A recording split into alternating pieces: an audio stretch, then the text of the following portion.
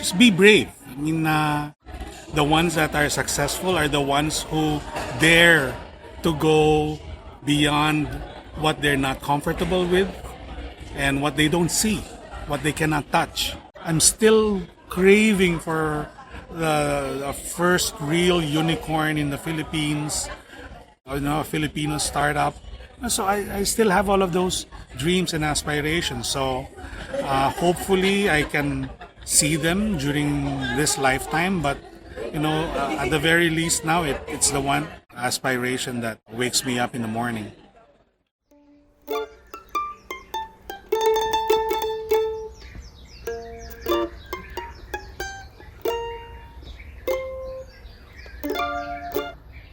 Hey, I'm Al, and this is the Paglalayag podcast.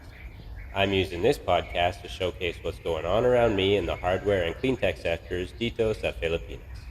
With guests from across the startup, research, investment, and enabler ecosystems, Paglalayag focuses on the stories and inspirations that motivate us to start up in hardware and press on down this arduous path of steering our economy away from the looming climate catastrophe that makes itself increasingly felt in our lives each passing year.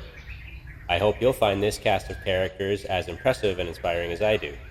Also, if you've been listening to these podcasts and want to let me know what you think, there's a survey form available at paglalayag.net-podcast. You can also reach out by email at al@paglalayag.net. I'd love to hear from you. Sige, tuloy-tuloy lang. Let's jump in. So, welcome everybody to Paglalayag. I'm Al, and today I'm joined by Mr. Jojo Flores, who's a co-founder of Plug and Play Ventures. And he just got off the stage at Echelon today on a panel talking about empowering early-stage startups in the vital role of accelerators, educators, and enablers in shaping the emerging ecosystem. So thank you very much for joining me, Mr. Flores. Thanks for having me, Al. Yeah, and as you may have heard, we've had one of your investors on to talk about geothermal already, Florent van de Velde of Belgium. And so I hadn't really heard about Plug and Play before he reached out, but then I saw your name. I was like, that looks like a Filipino name, and then kind of learned more. And why don't we get started with a bit about who Plug and Play is, and the kind of the corporate venture capital angle or the matchmaking there. So essentially, I started Plug and Play in Silicon Valley, 2006. I left there and came back to Asia in 2013. So a little bit over 10 years ago, essentially to expand our presence here in Asia. So anyway, fast forward from 2006, there's three main things that we do. First, we are an early stage investor. We invest out of our own balance sheet, so we don't have LPs as normal VCs do, which makes us a little different. But as I mentioned, we are early stage, so what that really means is our check size averages only about $100,000. Okay, but we do a lot of them. So on the average, I do about 200 to maybe 250 investments per year. And today we have close to 3,000 companies in our portfolio. And we've been lucky enough that more than 30 of them have turned unicorns since we started investing. So that's one silo or activity that we do. Second is that we are also the largest corporate innovation platform in the world.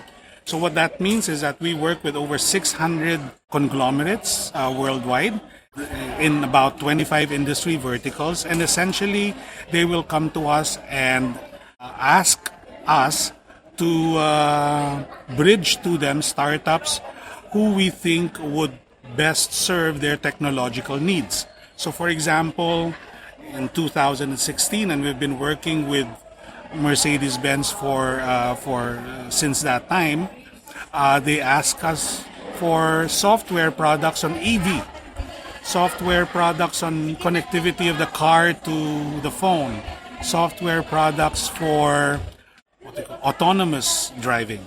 Okay, so we do that now with over 600 clients all around the world, essentially leveraging on the network of startups that we see, because we see over 20,000 startups a year in our 60 plus offices worldwide.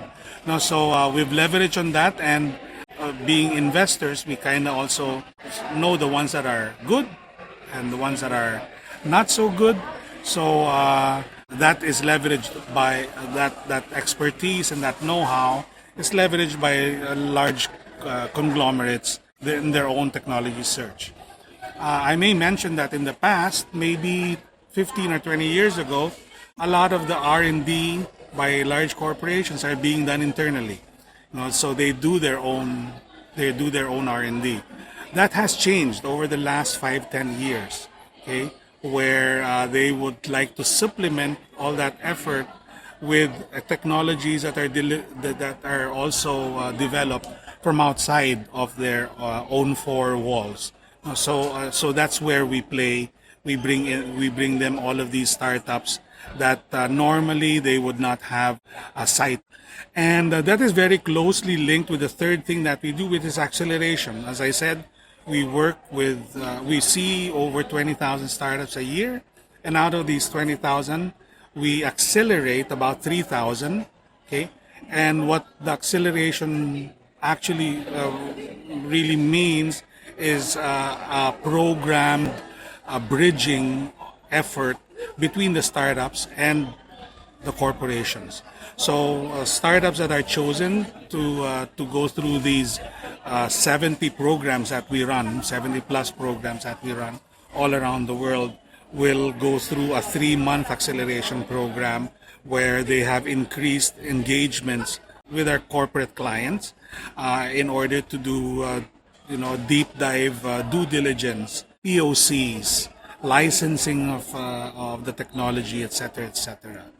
So I think what is interesting for startups that join these programs is unlike other accelerators, it is stage agnostic, meaning they can be early stage or later stage.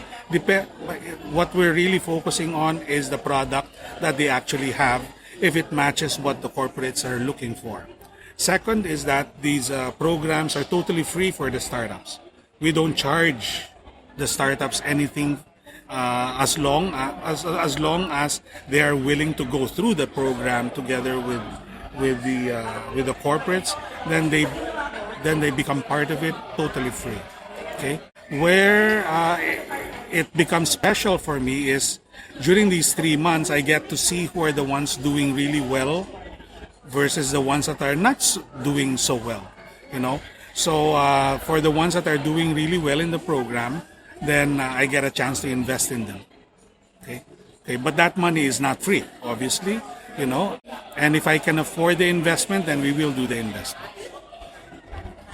So just a little overview of what we do at Plug and Play. And I noticed one of the interviews that I found on the internet, you mentioned, as you said earlier, you've done 3,000 to 4,000 startups across Plug and Play so far, but one of the big slap in the faces is that none of them have been Filipino so far. So if you're on stage in the Philippines today, then I suppose that there's maybe a decent chance that might change going forward. Well, I'm really hoping, and I'm crossing my fingers. To be not to be biased, I kind of observe, but I don't get involved in decision making on who we invest in and who we don't invest in. I think I'm confident with the teams that I have worldwide to make those decisions for us, for the company. So I try not to meddle as best as I can. But so I do realize what the situation is. The reality is, if I have a startup in the Philippines that is raising money, and I compare that with 10, 20, 30 other deals that are available for the little money that I have, okay, I have to choose the best deal, right? I have to choose the best team. I have to choose the best technology. I have to choose the best market opportunity, right? And sad to say, not many Filipinos make it to that point. Okay, we've had investments here, but not at the number that I'd like to see, which is 10 to 20 investments per year. But again, what was missing for many years was a unique niche where I think Filipino startups can really excel. Okay, and that is why, which brings me to my current advocacy, which is to build startups in the services industry. Okay, as I mentioned, I work with over 25 industry verticals all around the world: fintech, insurtech, brand and retail, travel, hospitality, sustainability, automotive. 25 industries.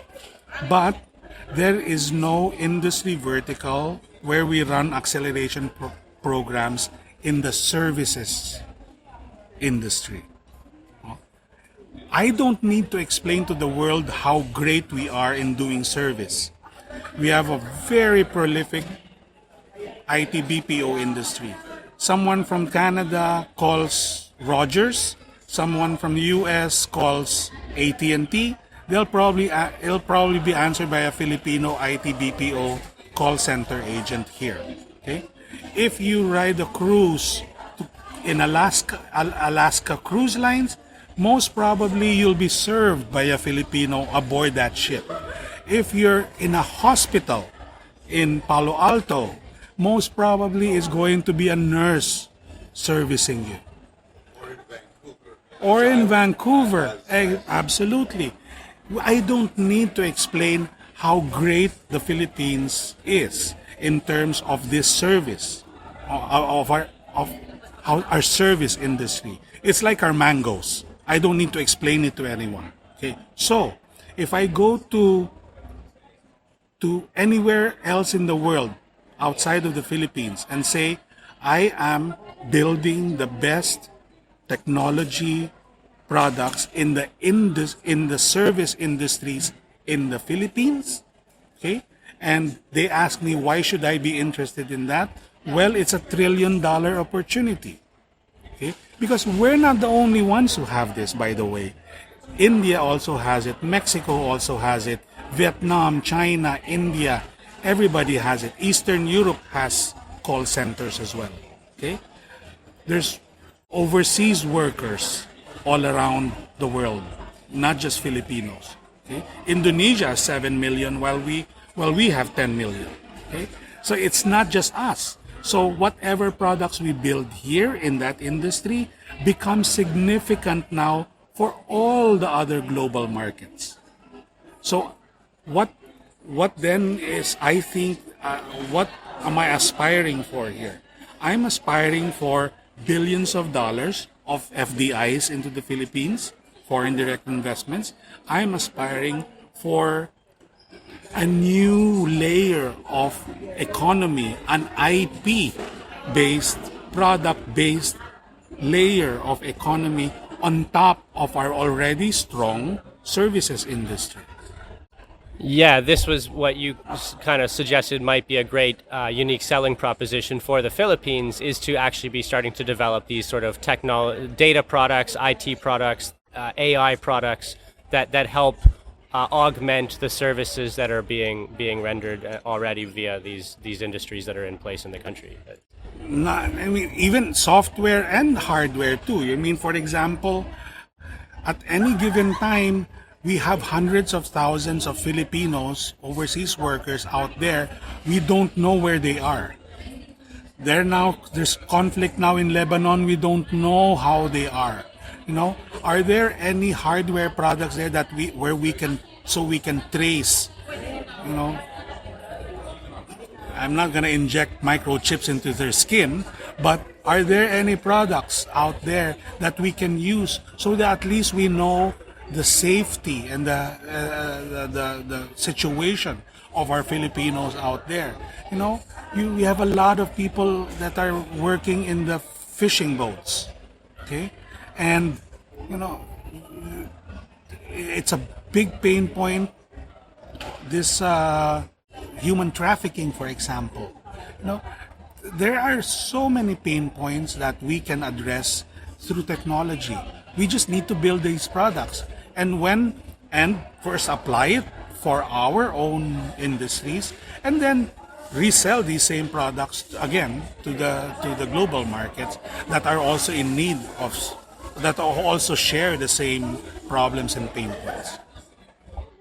Yeah, for sure. You've also and another one I saw you mentioned talking to a lot of governments from different countries who kind of aspire to be able to build something like a Silicon Valley, which is where you guys started Plug and Play, where it ended up you were able to kind of tap into this existing ecosystem. And your suggestion was really that maybe you want to be the ecosystems you have, maybe the better or the more strategic move is to be getting them out into the market.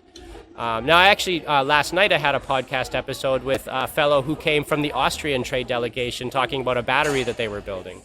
And I think so some people are some governments are sort of acting on that, but that bridge, like how do you see, like, I mean, not just for the ecosystems or the startup enablers, but for the startups themselves, how do you see getting out and making that bridge and getting out into like kind of the world market as a sort of a strategy for them? I know the strength of Plug and Play. Okay, we do have presence in 60 cities all around the world. Okay, I do have over 200 people in the team that see startups 24/7. We also operate. Well, we have a network with many corporations, and I think we are the largest. We have a network with global VCs, and I think we are the largest. That was really our goal from the beginning, is to really build this global network where people can collaborate. It's a huge platform. Really, is what I imagine Plug and Play to be, and what I would like startups, to imagine it to be. That if I need to connect with either a startup or an investor or a large corporation that can be my strategic partner, or a university or a government, there is, that is what Plug and Play is all about. So you just need to, go to your computer, search Plug and Play, introduce yourself to someone nearest you. I cannot promise that you will be, there will be someone sitting in the city where you are at, but somewhere nearest you, and then tell them, I'm a startup, introduce yourself, this is what I do, and again, if we have a proprietary database of close to 100,000 startups now that we curate. Okay?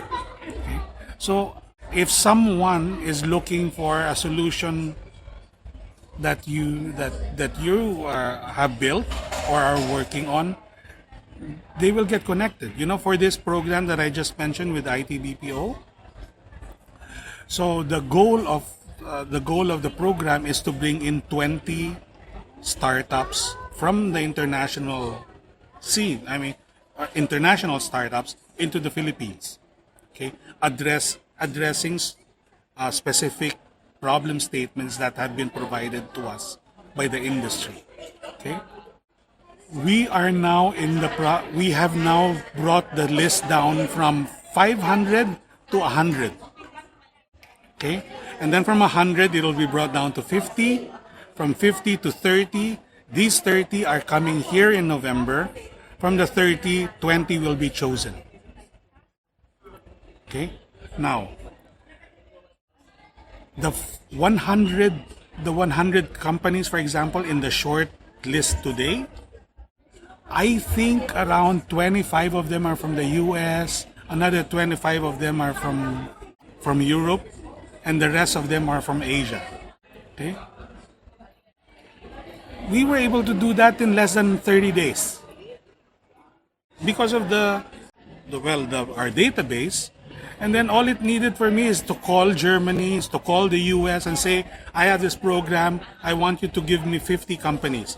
I want you to give me 50 companies, here are the problem statements. I get them the next day. And the problem statements are coming from the corporate partners, yeah. From the corporate partners. I was just upstairs, I saw a couple of companies in the IT BPO sector, and they said, "Oh, I want to join." Of course, you want to join. You know, first of all, it's free. It's already given. It's already, this program is being funded by the government, at least the first cohort. You know, but I know you have problems, and I know you don't have the capability to build them yourself. So here are companies that will come here to build it. Okay? All they need to do is collaboration with you, because you have to tell them how the product should look like. That's why these companies are coming here. You know? For example, is natural language going to be very important? Why? Who are your customers? Well, most of our customers are English speaking anyway, so maybe we don't need so much natural language assistance, right? No? Anyway, all of the Spanish ones are redirected to South America. Right? But if it's English, right, you prompt it, right? If you're calling customer service, if you want English, say dial 1 or press 1. You want Spanish, press 2, right? That's how it is anyway. So most of it are coming here. So anyway, so how the product is going to be built, you need in industry to guide you on that anyway. My next question regarding Said Amidi, your co-founder. What would you say? My partner. You've known each other for a long time. I met him. I met Said in 1991. Okay, we're both brick and mortar guys. Okay, here in the Philippines, in 1991, I was a management trainee in a big conglomerate, and the project that was given to me was to start a bottled water company. And at that time, there was no internet, all of those things, so everything was done in the old way, telephone calls. That time, even telexes, and faxes. Anyway, so make a long story short, I met Said. He became my supplier, okay, in 1991, and in 1992, I sold my first 5-gallon bottle of Wilkins. Okay, I don't know if you're familiar with the brand, but Yeah, we used to use Wilkins for our filling up our batteries for our first pilot. yeah. So I started Wilkins here in the Philippines, and Said was my supplier. I started that in 1992. Grew the company to become the #1 brand of bottled water in the country by 1995, and I was told that we were going to get sold to my biggest competitor, and I didn't want that because I knew I would end up as a janitor. So I left. Said found out about it, and he flew to Manila. He sold me the idea that this 5-gallon format was starting to become popular in Western Europe, and that we should start operations in Europe. But instead of just being a distributor or a supplier, he wanted to actually operate bottled companies. So I moved to Europe in 96, stayed there until 95, and my job was to start up all of the companies inside Europe. Okay? By the time that I left, we were in 10 countries in 35 cities, and I was employing about 3,000 people. Okay? After almost 10 years, in 2005, after one of the board meetings, Said pulls me aside and says to me that I look bored, according to him. And he said, why don't you come back to the US? Let's start another business. Okay, so I went back to the US middle of 2005. Essentially, as a little background, the family of Said was also in real estate. And when I came back to the US in 2005, I saw that there was a lot of big empty buildings. Okay? At least in between San Francisco to San Jose, probably 15 million square feet of empty real estate. So I said, Said, we're in that business anyway, why don't we buy one of these buildings and we rent it out to a niche market? Also, in 2005, the bubble had just burst. Okay? More than 200,000 people lost their jobs. But these people who lost their jobs also started startups in the process. Okay, so marrying those two situations together, we said let's buy a building, cut it up into small pieces, and lease it out to startups. Okay, we didn't have a term for it yet, but everybody knows now that that's a co-working business. So we started that in 2006. Okay, immediately it got really excited. At any given time, we had 300, 350 startups inside the building. It gave us a chance to invest a lot. It gave us a chance to host investors, host large companies, and then we just kind of evolved to who we are today. So what would you say is sort of like, would you be able to identify like sort of a magic ingredient of like just you and your relationship, like as partners, or like what is it that really made it work between you two, you think? I think what's common between Said and I are two things, you know. What comes to mind is really we're both very entrepreneurial and everything that comes with it, right? We're risk takers. We're hard workers.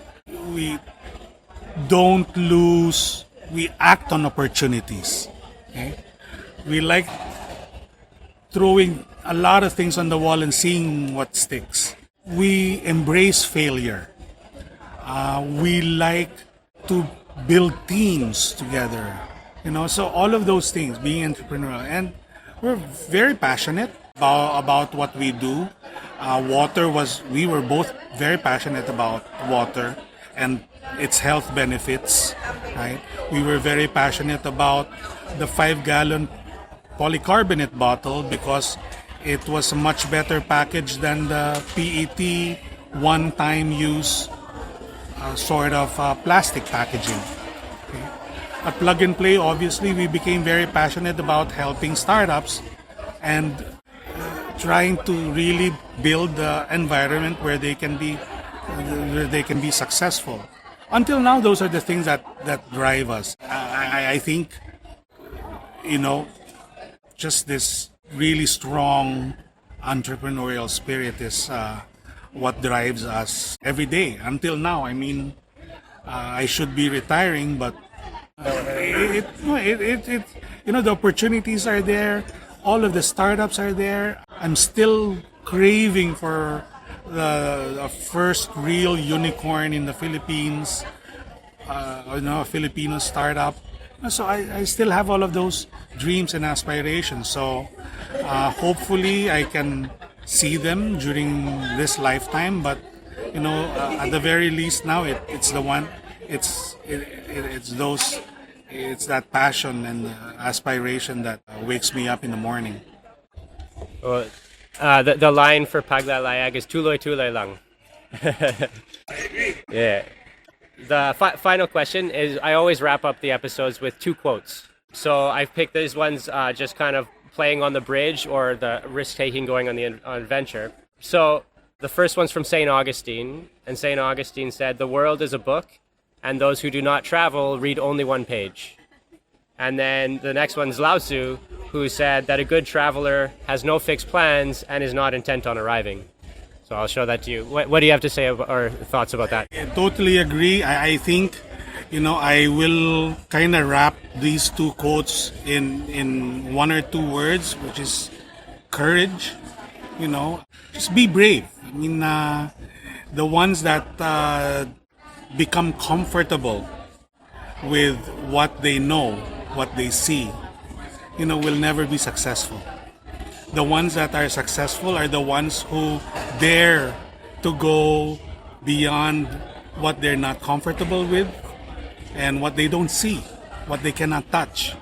So I think that's the spirit of these quotes, and I totally agree. And I encourage everybody to at least once in your lifetime, go for that thing that is scary.